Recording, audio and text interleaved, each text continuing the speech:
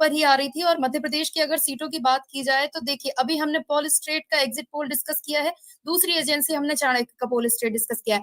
अब अगर लेकिन बात की जाए और जो है एजेंसियों के एग्जिट पोल जिस तरह से आ रहे हैं, सी वोटर एबीपी का जो एजेंसी है सी वोटर, अगर उसकी बात की जाए तो यहाँ पर 26 से 28 सीटें बीजेपी को नजर आ रही है। और कांग्रेस की बात की जाए तो 1 से 3 सीटें, यानी कि साफ तौर पर एक सीट तो जाती नजर आ ही रही है कांग्रेस को। और 26 सीटें जो है, 26 से 28 सीटें सी वोटर के जो एग्जिट पोल है वो दे रहा है बीजेपी को, 1 से 3 सीटें यहाँ पर कांग्रेस को देता नजर आ रहा है। यानी कि छिंदवाड़ा से भी और भी 2 और सीटें एक्स्ट्रा जो है यहाँ पर सी वोटर, जो एबीपी की एजेंसी है सी वोटर, वो देती हुई नजर आ रही है। अब बताइए प्रदीप जी, आप किस सीट की बात कर रहे थे? क्योंकि जिस तरह से अगर 3 सीटें यहाँ पर इसके नतीजे कांग्रेस को देते दिख रहे हैं, सी वोटर की हम बात कर रहे थे, सी वोटर के एग्जिट पोल के जो नतीजे हैं वो अगर 3 सीटें देते दिख रहे हैं कांग्रेस को, तो जाहिर सी बात है छिंदवाड़ा के अलावा भी और सीटों पर टफ फाइट रही होगी। अगर सतना सीट की बात करें तो सतना सीट पे इसलिए आप कह सकते हैं टफ है चुनाव वहां पर, क्योंकि सतना सीट से बीजेपी ने नारायण त्रिपाठी को वो बीजेपी ने अगर देखा जाए तो वहां से गणेश सिंह को मैदान में उतारा था। गणेश सिंह विधानसभा चुनाव में सिद्धार्थ कुशवाहा के सामने पहले भी हार चुके थे, आमने सामने दोनों थे। चाहे वो कांग्रेस से सिद्धार्थ कुशवाहा दोबारा मैदान में उतार दिए गए या गणेश सिंह मैदान में है, तो अभी गणेश सिंह को विधानसभा चुनाव में पहले भी परास्त कर चुके सिद्धार्थ कुशवाहा। ये नहीं कह सकते कि इस चुनाव में नहीं। सिद्धार्थ कुशवाहा के पिताजी थे सुखलाल कुशवाहा, वो पहले भी वहां से बीएसपी से मध्य प्रदेश के इकलौते ऐसे सांसद बनकर मध्य प्रदेश में पहुंचे हुए थे। तो कहीं ना कहीं वहां से जो कुशवाहा समाज का वोट बैंक है वो भी है। और यहाँ अगर यहाँ से कहे तो नारायण त्रिपाठी है जो, वो भी बीएसपी से मैदान में त्रिकोणीय मुकाबला पहले से यहाँ नजर आ रहा था। उसी त्रिकोणीय मुकाबला को अगर देखा जाए, ब्राह्मण वोट अगर वहां जाता है अगर नारायण त्रिपाठी के पास, और अगर क्षत्रिय वोट अगर जाता है उन बीजेपी के पास, तो कहीं ना कहीं एससी एसटी ओबीसी का वोट अगर सिद्धार्थ कुशवाहा के पास जोड़ता है, तो कहीं ना कहीं इस सीट को ये नहीं कह सकते हैं कि यहाँ सतना सीट में पेच नहीं फंस रहा है। सतना सीट भी पेच फंसा हुआ है, हालांकि 4 जून को इसका भी क्लियर हो जाएगा रिजल्ट आने।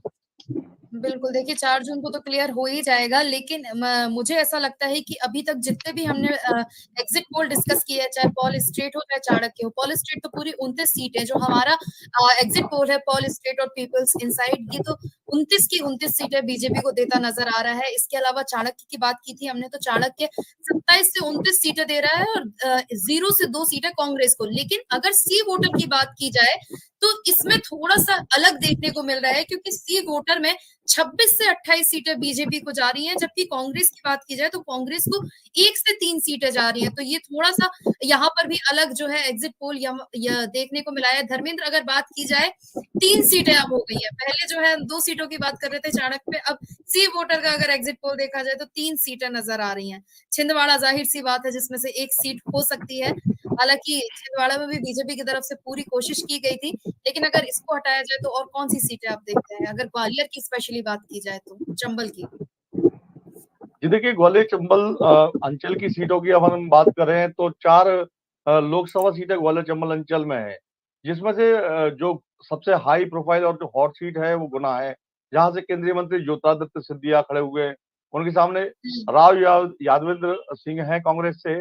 लेकिन चूंकि इस सीट पर टक्कर एक तरफा शुरू से मानी जा रही थी कि भारतीय जनता पार्टी के लाख इस सीट पर दावे थे कि केंद्रीय मंत्री ज्योतिरादित्य सिंधिया लाखों मतों से यहाँ पर जीत रहे हैं, लेकिन ऐसा जब जमीनी हकीकत अगर देखें तो ऐसा नहीं है। यहाँ पर भी जो फाइट बताई जा रही है वो नेट टू नेट बताई जा रही है। ऐसे ही हम ग्वालियर लोकसभा पर आ जाए तो ग्वालियर लोकसभा में जो एक रुझान हुआ, जो जिस तरीके से चुनाव ने मूव किया जातिगत आधार पर कि ब्राह्मण और अन्य जाति वर्सेस कुशवाहा समाज, तो ये एक अलग ही पैटर्न बन गया चुनाव का, जातिगत हो गया पूरा चुनाव। ऐसे ही मुरैना की सीट की बात करें तो वहां पर भी जातिगत फैक्टर काम करने लगा। हालांकि वहां दोनों क्षत्रिय कांग्रेस से और बीजेपी से आमने सामने है, एक तोमर समुदाय से है और एक सिकरवार है, हालांकि है दोनों छत्तीय है। तो ऐसे में जो व्यापारी वर्ग है जो बीएसपी से खड़े हुए थे रमेश गर्ग, तो वो कहीं ना कहीं वोट बैंक को काटने का काम कर रहे हैं। जिस तरीके से एग्जिट पोल में दिख रहा है कि नुकसान हो सकता है कांग्रेस को, तो 4 सीटों में से 3 सीट में से दो, जो 4 सीटें हैं उनमें से 2 सीटों पर बढ़त मान के चली जा रही थी कि कांग्रेस बढ़त बना सकती है, एक अच्छी टक्कर दे सकती है बीजेपी को। लेकिन चूंकि अब एग्जिट पोल ने जो बताया है उस अनुसार नहीं लगता कि अब जीतने के इनके आसार नजर आ रहे हैं। लेकिन चूंकि अभी परिणाम दूर है, कहना जल्दबाजी होगी। नेट टू नेट फाइट है ग्वालियर लोकसभा की, चाहे हम बात करें चाहे मुरैना की बात करें। ये दो सीट एक ऐसी है कि जहां नेट टू नेट फाइट है, कुछ भी हो सकता है। तो एकदम जल्दबाजी हम नहीं कहेंगे। बाकी जो गुना लोकसभा सीट है, तो वहां पर स्थिति अभी वहां पर भी क्लियर नहीं है कि केंद्रीय मंत्री ज्योतिरादित्य सिंधिया कितने लाख मत से जीतेंगे, क्योंकि वहां पर भी एकदम टफ फाइट बताई जा रही है। बात करें अगर हम भिंड की, तो भिंड में मौजूदा सांसद को चुनावी मैदान में इस बार बीजेपी ने उतारा था, और फूल सिंह बरैया, क्योंकि फूल सिंह बरैया काफी विवादित रहे हैं सवर्ण समाज के बारे में कहने में सुनने में।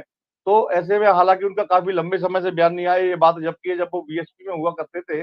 लेकिन चूंकि बीएसपी के बाद जब से कांग्रेस उन्होंने ज्वाइन की है, तो संभल कर उन्होंने जातिगत आधार पर कम बयानबाजी की है। तो ऐसे में अगर क्षत्रिय और ब्राह्मण समाज अंदरूनी तौर पर उनका साथ देता है, तो वो भी कहीं ना कहीं फाइट में भिंड की सीट पर नजर आएंगे। तो ऐसे में ग्वालियर चंबल अंचल से हम अगर देखें, तो दो सीट पर अच्छी फाइट कांग्रेस दे रही है, जिसमें ग्वालियर और मुरैना है। तो वहीं छिंदवाड़ा की हम बात कर रहे हैं, साथ ही राजगढ़ की जो सीट है, दिग्विजय सिंह दोबारा इस सीट से सांसद का चुनाव लड़ने पहुंचे हैं। तो एक अच्छी उनको जो सपोर्ट था वहां जनता का शुरुआत में दिख रहा था।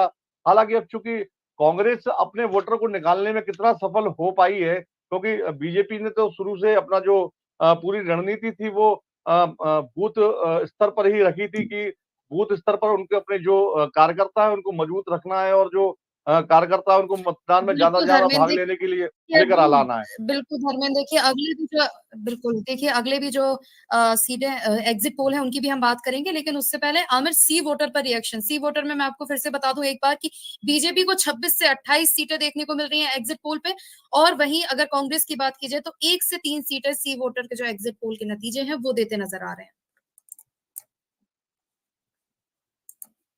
Aamir mic unmute.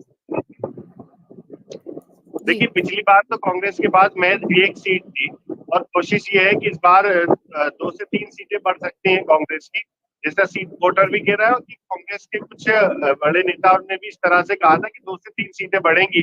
बाद में कांग्रेस के नेता दावा कर रहे थे कि 5 से 7 सीटें और 10 सीटें भी बढ़ सकती है। जाहिर सी बात है कि राजनीतिक दल के लोग हैं, अपनी पार्टी की जीत के तो दावे करते ही हैं। लेकिन जो इस जगह हमने देखा कि चुनाव जिस तरह से जिस फाइट के साथ से लड़ा गया था, उन जगहों पर मंडला लोकसभा सीट थी, वहां पर कांग्रेस थोड़ी मजबूत नजर आई थी।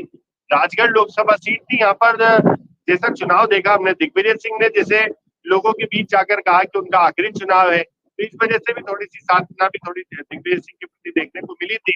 हालांकि ये चुनाव प्रधानमंत्री नरेंद्र मोदी के नाम पर भी था, इसलिए स्थानीय सांसद की नाराजगी भी अगर जनता के बीच में है, वैसे ही रोडमल नागर जो राजगढ़ के सांसद है, कई जगह पर नाराजगी थी, लेकिन वो नाराजगी प्रधानमंत्री नरेंद्र मोदी के चेहरे पर आकर रुक जाती है और वो नाराजगी दूर हो जाती है। क्योंकि जनता के बीच में अगर ये बात की जाए प्रत्याशी की, ज्यादातर जगह ये कहा जाता है कि भाई केंद्र में जो सरकार है उसने ये काम किए हैं, या केंद्र की सरकार से हम ये इन कामों से खुश हैं, या जो दूसरा पार्टी है इंडिया गठबंधन है, हम इस पार्टी को क्यों किस वजह से वोट देंगे, वो जनता अपनी बातें जो है सामने रखती है।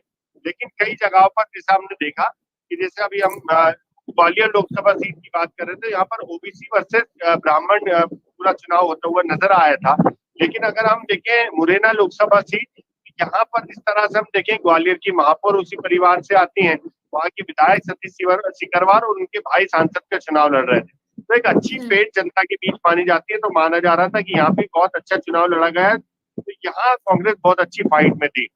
वैसे ही उज्जैन की लोकसभा सीट को अगर हम देखें तो मुख्यमंत्री का गढ़ है, यहाँ पर जो महेश परमार चुनाव लड़े थे कांग्रेस पार्टी से, और उन्हीं के सामने जो अनिल फिरोजिया थे। वैसे अगर हम नगरीय निकाय का चुनाव देखें तो यहाँ पर महापौर के चुनाव में से बहुत कम 1000-2000 के वोटों से जो है उनको हार का सामना करना पड़ा था। कांग्रेस ने आरोप लगाया था कि धांधली की गई है मतगणना में, लेकिन ये अगर हम देखें तो बहुत बॉटम पर आकर जो है महेश परमार नगर निगम का चुनाव हारे थे।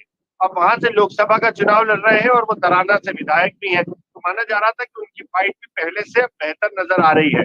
लेकिन परिणाम बताएंगे कि कितनी बेहतर फाइट थी और क्या उसके परिणाम निकले। वैसे ही सीटों पर अगर हम देखें तो चुनाव बहुत मजबूती के साथ कांग्रेस ने लड़ा था, और दावा यही था कि पहले से बेहतर परिणाम आएंगे। लेकिन चुनाव जिस तरह से लड़ा, जनता तक अपनी बातें पहुंचाई है, तो जनता ने इनकी बातों को कितना स्वीकार किया है। जनता के बीच में दो तरह की गारंटी थी, एक प्रधानमंत्री नरेंद्र मोदी की गारंटी, एक तरह कांग्रेस का मैनिफेस्टो था जिसमें 25 गारंटी 5 गारंटी 25 वचन दिए गए थे। तो इनकी गारंटियों को, वचन को जनता